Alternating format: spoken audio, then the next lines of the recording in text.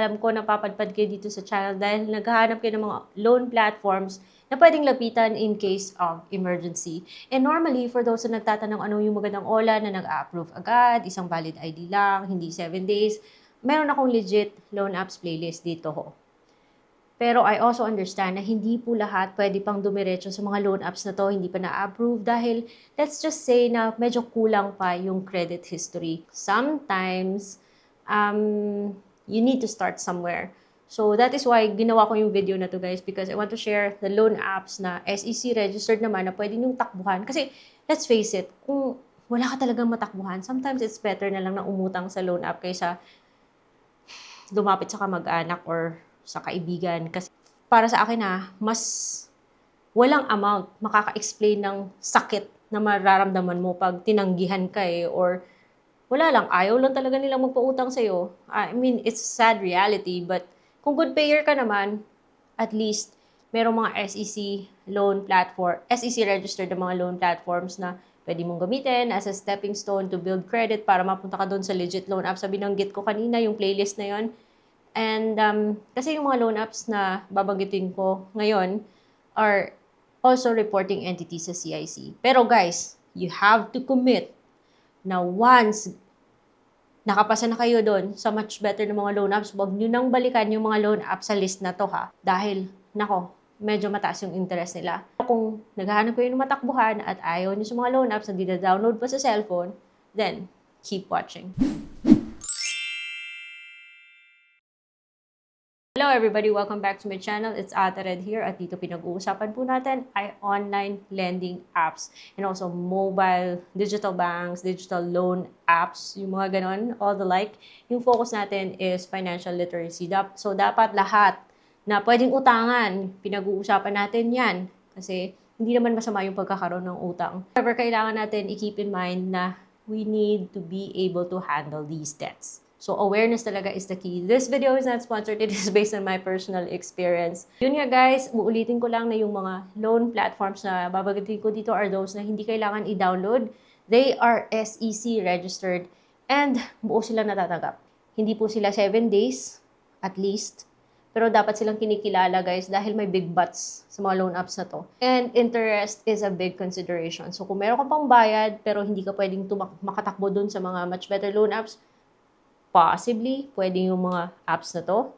Pero, you have to promise guys na kung pwede ka na dun sa much better loan apps, huwag na kayo dito So, for starters lang, for those of you na wala talagang matakbuhan, then, let's talk about these apps. At kung meron man akong link na isasama dito, that is yung link sa contact lens na gamit ko guys, dahil sometimes nakikita nyo yung glare or reflection ng lights ko sa glasses ko. Kaya, I would wear contact lenses sa mga videos ko. So, let's start na with loan platform number 1 and that is finbro.ph.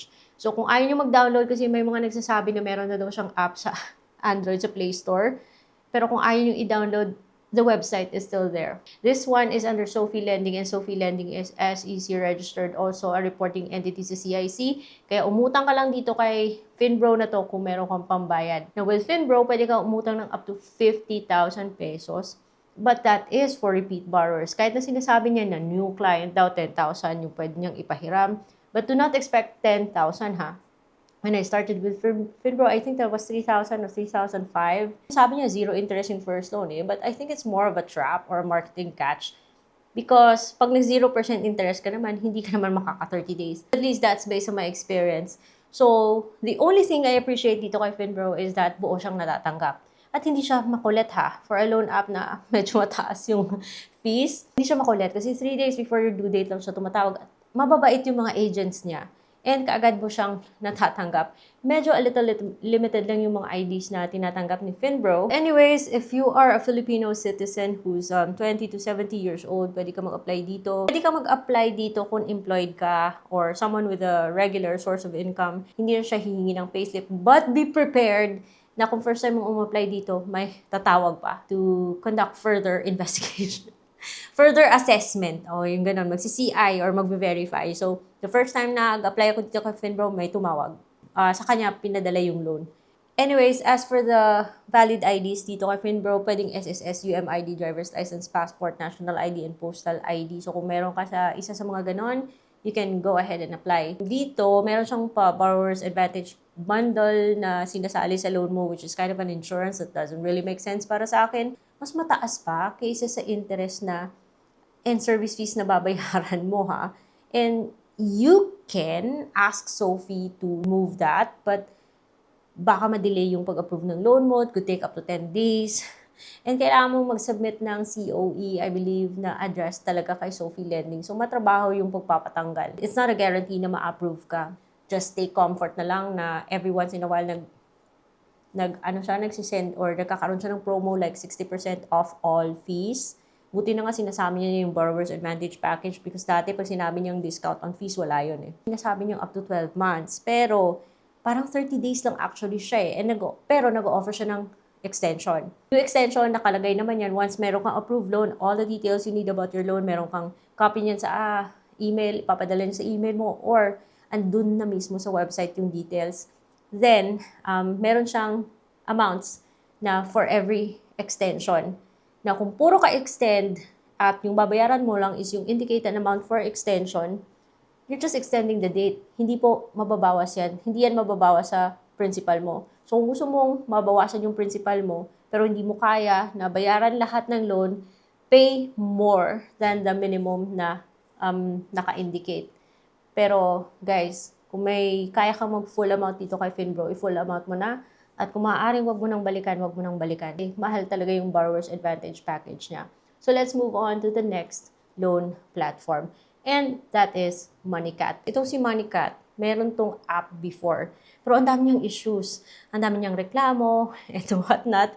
And I don't really understand kung bakit andito pa to. Still SEC registered and madaling ma-approve or dito sa MoneyCat na to. Kailangan mo lang yung valid ID. But may sinasabi siyang 0% interest on your first loan.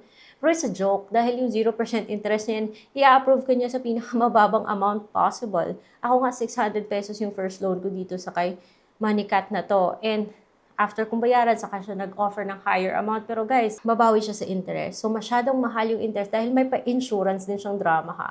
So sabi niya you can borrow up to 20,000 pesos. Of course, you cannot expect that kapag first time mo, and kung magbaborrow ka man sa kanya ng 20,000 pesos, nako, ang laking ibabalik mo after 28 days ha. So, only last resort and pang emergency lang talaga to si MoneyCat, yung talagang walang-wala ka na matakbuhan because interest is a very, very big consideration. Also guys ha, tong loan app na to, alam nyo, bank account lang at dapat nakapangalan pa sa'yo yung bank account mo kasi hindi pwede e-wallet, hindi pwede GCash, hindi pwede pang payroll na bank account yung kay MoneyCat. Dapat account mo mismo.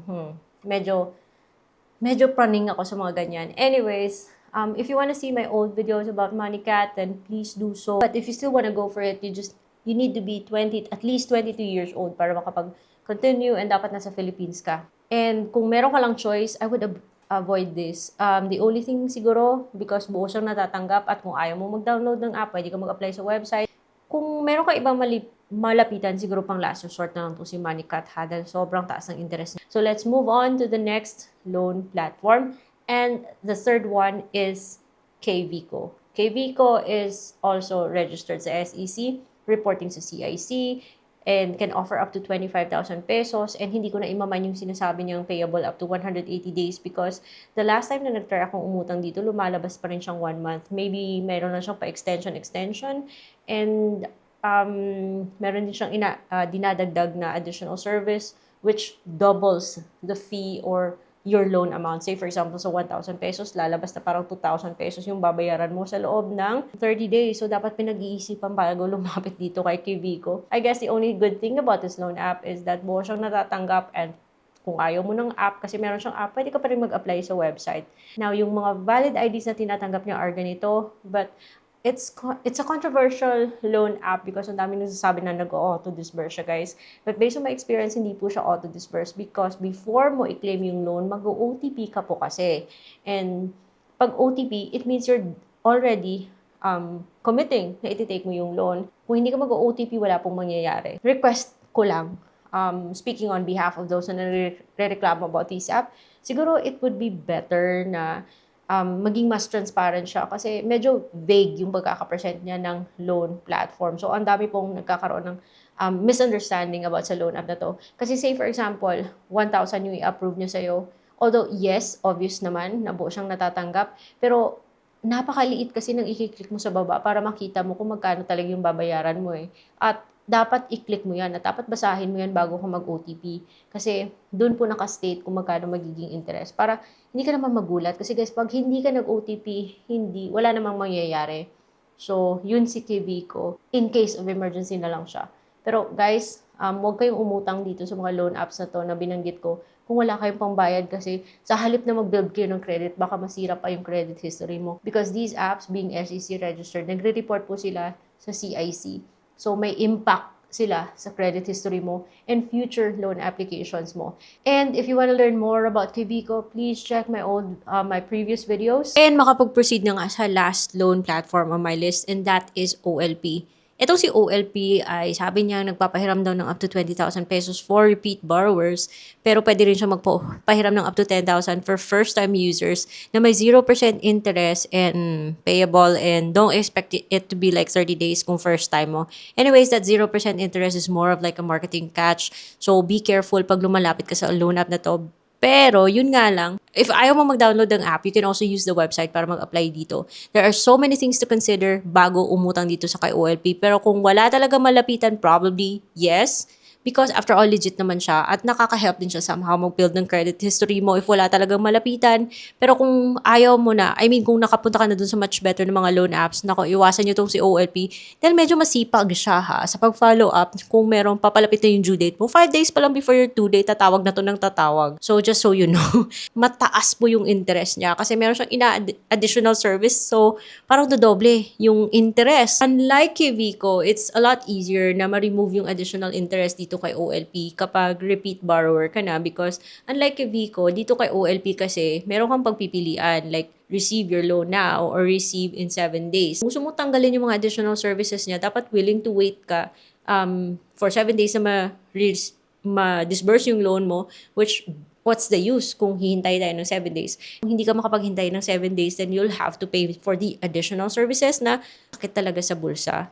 So, pang last resort na lang talaga to si OLP ha. And if you really wanna go for it, after all, buo siyang natatanggap except for the first loan kasi yung first loan mo hindi siya buo. Magkakatas po siya ng 55 or 45 for the transfer fee. So, yung buong loan is nasa second, third, fourth, whatever. Hopefully, hindi na kayo umabot sa 5th, 6th, 7th, 8th, 9th, and yun sa taas ng interest niya. Mga IDs na tinatanggap ng loan app na to is TIN, passport, PRC, UMID, SSS driver's license, and you need to be 22 to 70 years old para makapag-continue. So, that's about it guys. Hindi ko na patatagalin pa yung mga sinasabi ko about these apps kasi meron tayong mga individual videos kung gusto nyo silang makilala ng lubos-lubos.